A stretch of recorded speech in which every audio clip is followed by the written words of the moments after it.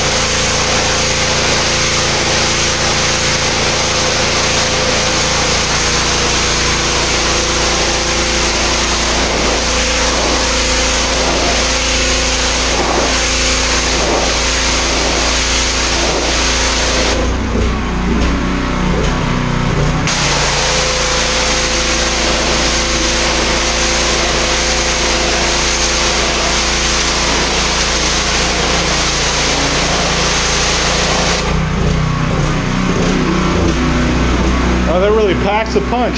I think I'm going to start from the middle and then go out, but so this is the first time I've used pressure washer like this, but yeah, I'm a big fan of this. Man, this is awesome.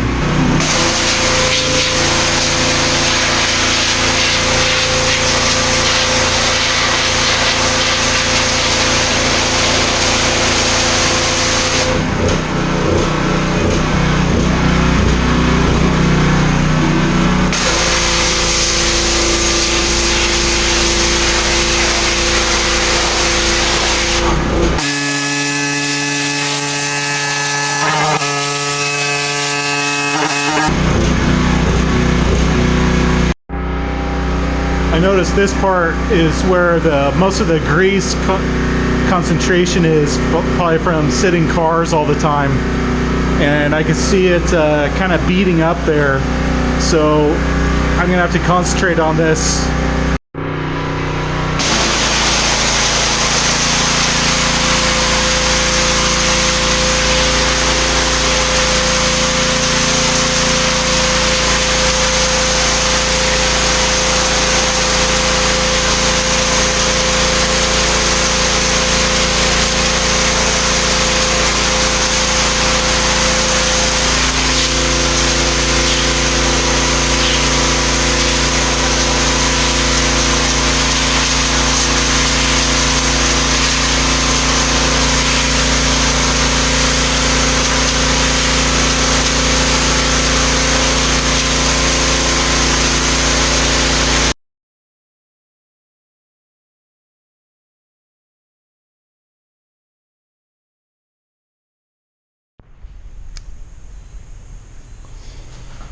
Well, it's about as good as I'm going to get this, but I feel really good about it. I actually went over the bottom part of this wood power washed everything from there down.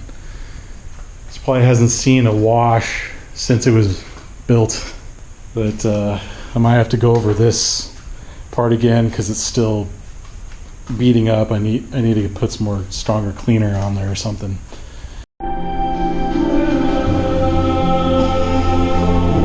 Really concentrated on this area, and I don't know if you could see that in the reflection, but there's still that beating up, but I really scrubbed that. So I don't know, it's kind of giving me a little bit of doubt, but I certainly got everything else really cleaned up. Here it is the next day, and it's drying up a little bit, so I'm seeing the spots that, you know, it looks dry over here, and the little oil spots that I was showing you before. Oh, by the way, I've been putting some insulation up I got from somebody. It's just, I haven't sealed it up yet, but need to get more of this. It's going pretty quick though. But anyway, these little oil spots are concerning me, because so I'm going to use my last ditch effort and using a different detergent than I was using before. I'll just lay it down and scrub it, see how far I get, and then after that I'll call it good. I'll just go forward with it. I think that actually worked. It was just regular clothes detergent and just in a powder form, and I just mixed around with water and scrubbed it a little bit.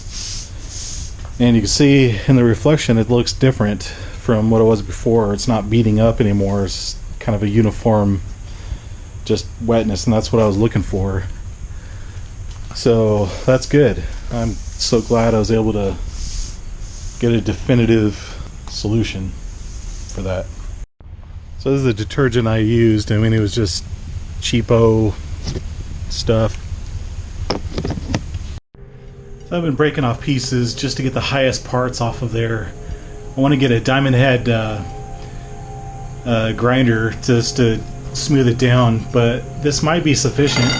I was just using this big old iron wedge thing in the sledgehammer, and it's been getting the biggest parts off, and I think that's all I'm going to need to get the highest parts off, and then I'll get the self-leveling floor stuff, take care of the rest.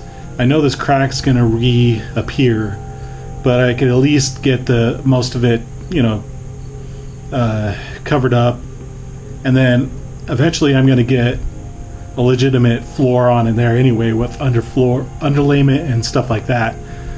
So this stuff will be covered. It's not going to be perfect, of course. This slab is leaning a little bit with this that little piece. So I'll just get some flooring that is flexible, and I'll flex with it, but still a really solid foundation. I mean, I could use this for years. So it is kind of working there, just slowly and surely, just kind of chipping away at it.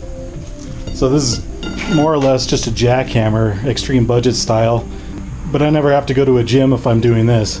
I was able to get the major stair step out of it, and this will be good enough for me to work with, I think. So I got this self-leveling concrete repair sealant stuff.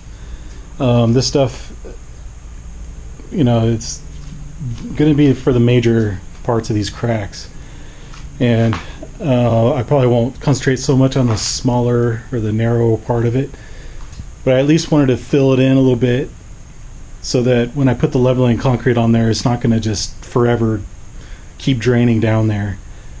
And so that's the basic idea with this. Alright, while I'm waiting for this to dry, I might have to wait a day or two. The bigger gaps, I have to think of some ideas. I have to get inventive, because on this little instructions on the sealer, it says the bigger gap, use a foam closed cell backer rod or whatever.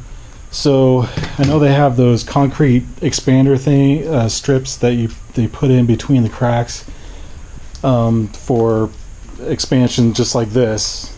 so it has room to move in and out. And this gap is just way too big for that, and I would have to buy so much of that gap stuff, and it goes, you know, narrower here and wider here, so it'd be really hard to use that and expensive. So I thought just using that foam gap filler, and I thought I could just use that all in there to fill up most of it, and it'll have some cushion to it, so if there's not a lot of ability for this to get moisture in there and then freeze and push it out. So because if I fill this in with concrete, then if moisture got in there and it froze, it'll just keep doing the same thing, keep pushing it out. So I do need some flexible seal. So the foam gap filler thing is probably the best option I've got. And then I've got that little crack to the outside. I may have to fill it in with the gap filler on the outside, and then I might fill it in with concrete right there, just so the rodents don't chew through it and come in. Just little strategic places for, you know, concrete, but most of it will just be the foam gap filler. And since it's really thin over there, that gap filler will just fill that in, and it'll save a lot of, you know, sealant here, so I don't have to fill it in all with that stuff. Very expensive.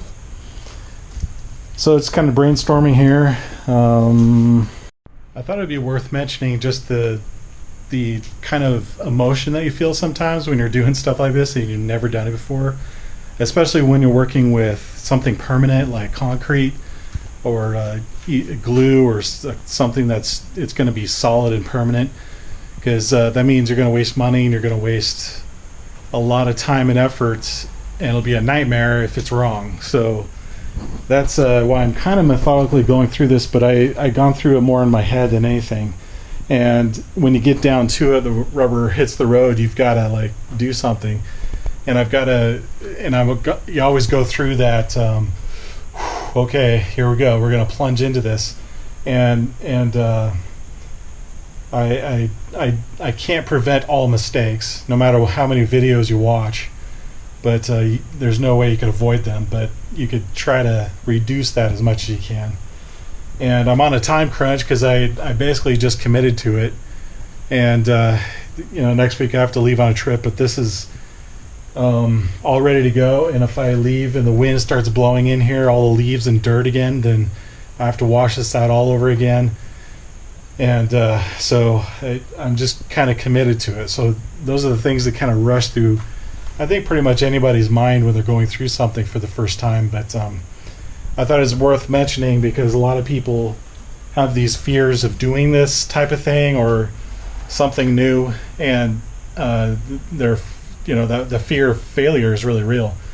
And so I don't know, that I do go through those things, but I work through it the best I can and just kind of make a plunge. And if I make a mistake, then hopefully it's not a big one. And sometimes I might have to redo something, but I try to reduce that as much as I can. So I had to bring some stuff in because it's going to rain today. It's pretty much dried up now. There's some spots that aren't, and now I'm noticing maybe some spots that had some oil and grease. This was the spot I was trying to concentrate on, and I could still see remnants of it, but I didn't see it beat up. And this one I didn't really see beat up, but it was, I could notice the stain there, unless it's a little wet. I know there's some wet spots, but as I do this, I'm not 100% sure that all of it's gonna adhere to it, all the cement. But in this project, it's not going to be the final finished product. So I have that in mind. So I'm not incredibly worried about some of the mistakes or some of the things I may not get. I'm just doing the best I can with what I've got. This is the self-leveling concrete repair stuff. And I'm seeing the consistency with it, with that it's kind of runny, you know, it's self-leveling, so I'm anticipating it sinking in those cracks quite a bit. So this major gap, I'm thinking right now I might just stick some foam gap sealer down there. At least get the major gap filled in, and then you can see it kind of setting right there. It's not doing too bad, but I wonder what it's going to do over time. So okay, yeah, so this part's okay, but this part is doing pretty much what I was anticipating it to do. So I'm just taking my gap filler, pretty standard stuff. Just trying to get in the biggest cracks I can find, and just put a little squirt in there. I think this might take care of it.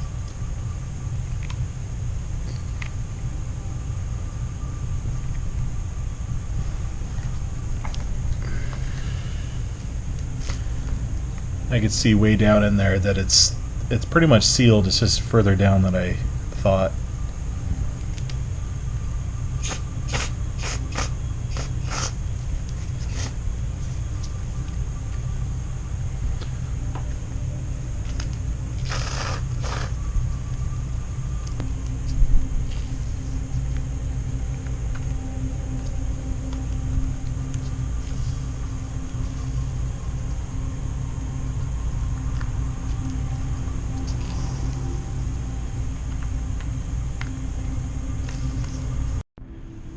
So what I decided to do is I'm just gonna let it dry, cut off the excess, and then stuff it down with a screwdriver.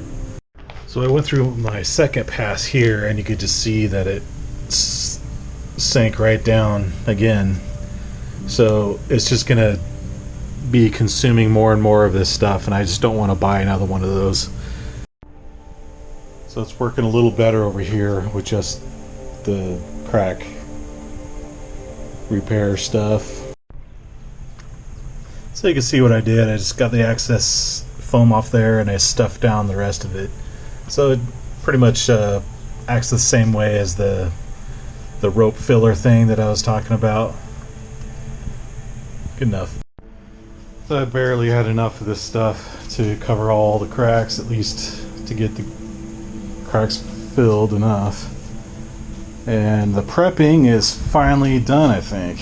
So from now on, it's just going to be figuring out the mixture and the pouring of the cement, concrete, whatever you want to call it, mixture.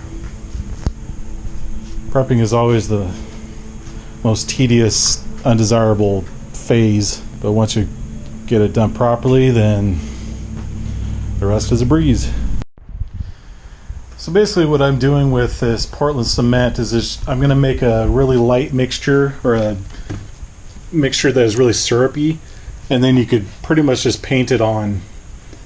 And this is the old school classic way of doing it from what I've been learning, and they've been doing it for years like that. So it takes care of the pits and it just kind of resurfaces it. But this is kind of a quick, cheap way of doing it. You could add this concrete bonding additive. I mean, this is kind of like glue. It strengthens the bond with the surface there. I don't know what the ratio is, maybe 50-50 or something, but so here's my runny syrupy mix.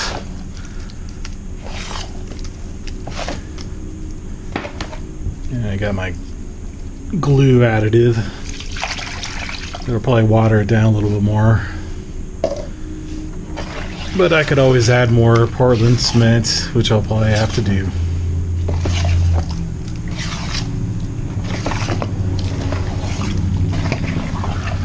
I'm just kind of diving right into this. Yeah, so it is running. I didn't calculate for the glue I was going to add in there. Basically, from here, it's just painting it.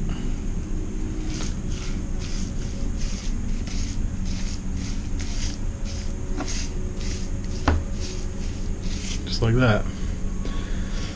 I'll start in the corners, but that's the idea.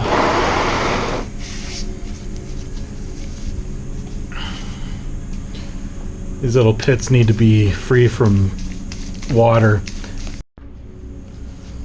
So I almost forgot before I started painting this stuff on that you got to get this surface of this concrete wet. You know, I have this squeegee thing, so I decided just to use this. So I dumped it out. It'll be just as good. You can see all those pits are being filled in just like it should be anyway.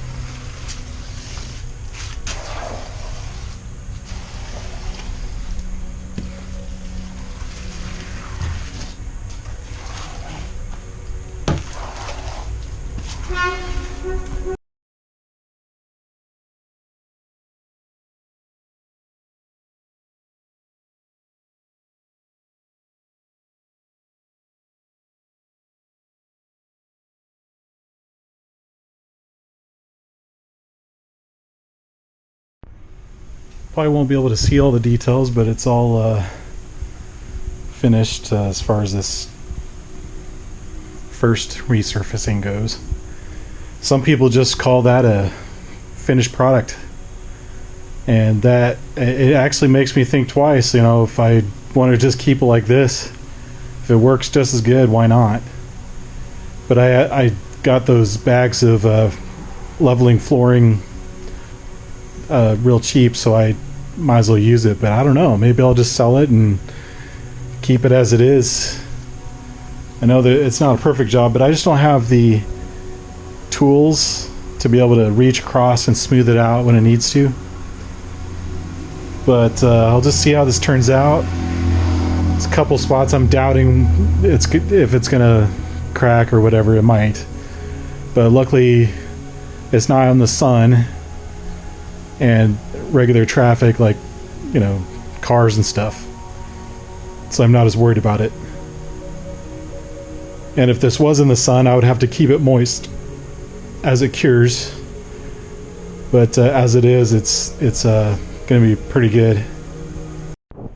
It's getting harder to see because it's at nighttime, but I waited maybe 4 or 5 hours or something, so it's like half. Thinnest parts are dry, and then there's thicker parts that are not dry yet.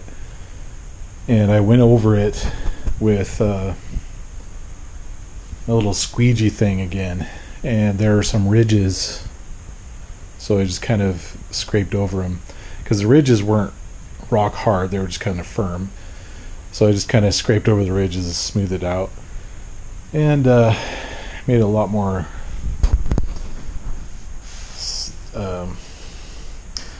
smooth. And this broom, I was also kind of just brushing over it.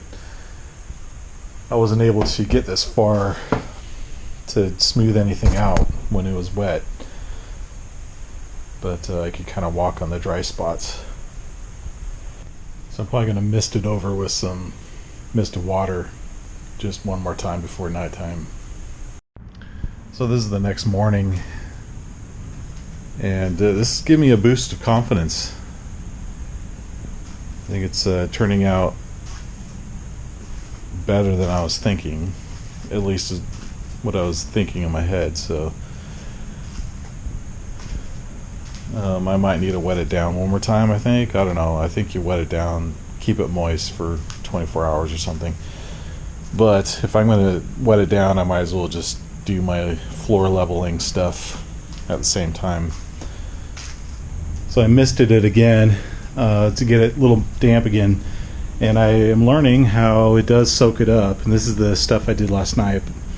So as soon as I put it on there, it soaks it up, and apparently it's supposed to stay moist, and so it I guess solidifies, crystallizes, whatever it does. I have to do this by hand because I don't have one of those fancy drill tools, and I can't wait to go and find one or rent one or anything. I'm on a time crunch and I'm just committed to it, so I'm going to do it. Of course, there are always reasons they could think of not doing a project, and this is one of them. I don't have the right tools. But I started out with a good mixture. I don't know. There's various mixtures out there that you could find, ratios. I just found a good soupy mix,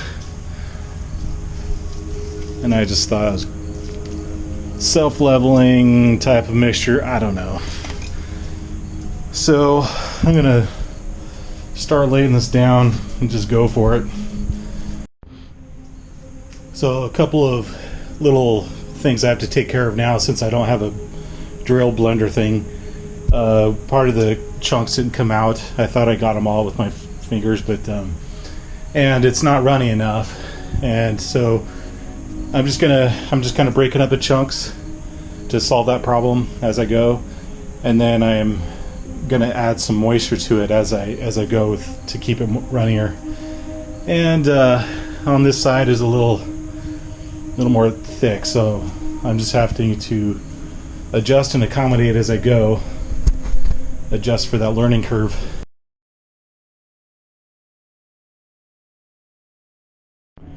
As I was thinking about it, the biggest concern I had was just the crack area and making sure it was level, and then everything else I'm not as worried about. I get to a point where I'm like, okay, I've done the best I could with what I've got, and I'm a perfectionist over time, not for each project. Because as I'm learning, I can't get it perfect, and when it sets up a little bit, I'm going to go over it with a broom like I did last time, and it'll even out some things and smooth some things out. Overall, I'm glad I have a nice flat surface, and I was blessed. You know, that gap there on the side has kind of turned into a blessing because it just kind of falls down there where I'm going to put extra concrete probably anyway. So I don't have to worry about taping anything up or whatever. I only went through a bag and a half of this 80-pound flooring mix, so I have plenty left to do something else with it. So I've been kind of brushing over it with this semi-soft brush. It's kind of like a horsehair brush softness. This seems to help kind of refine it a little better. I think that'll be the last time I brush it. I'm gonna mist it down with some water just once more. I'll probably do it again tomorrow. I saw some other videos just recently,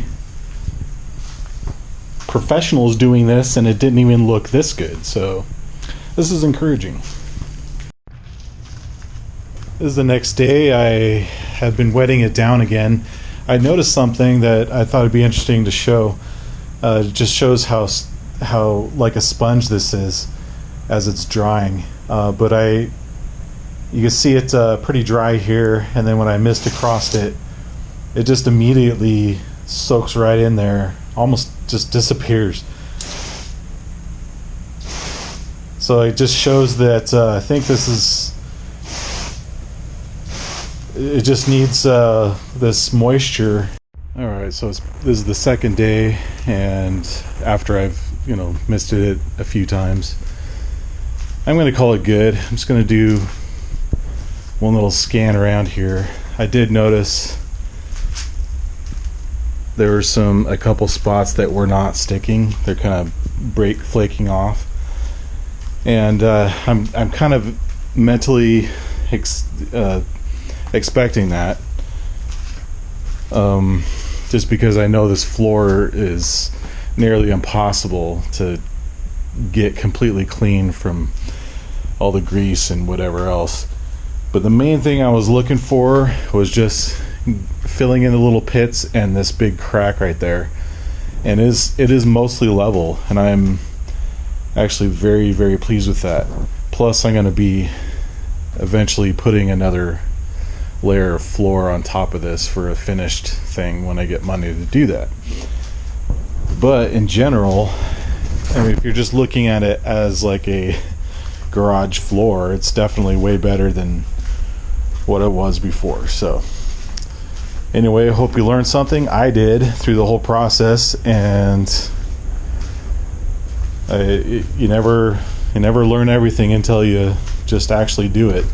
The overall cost for me to do this was $2. So it took those bags of floor mix, it was like $1 each, and I used a bag and a half. And then there's sealant that I have that I'm going to put over this, and that costed like 75 cents for like 3 gallons of it. So this is definitely didn't take anything out of my pocketbook, really. So it's a good thing to learn from.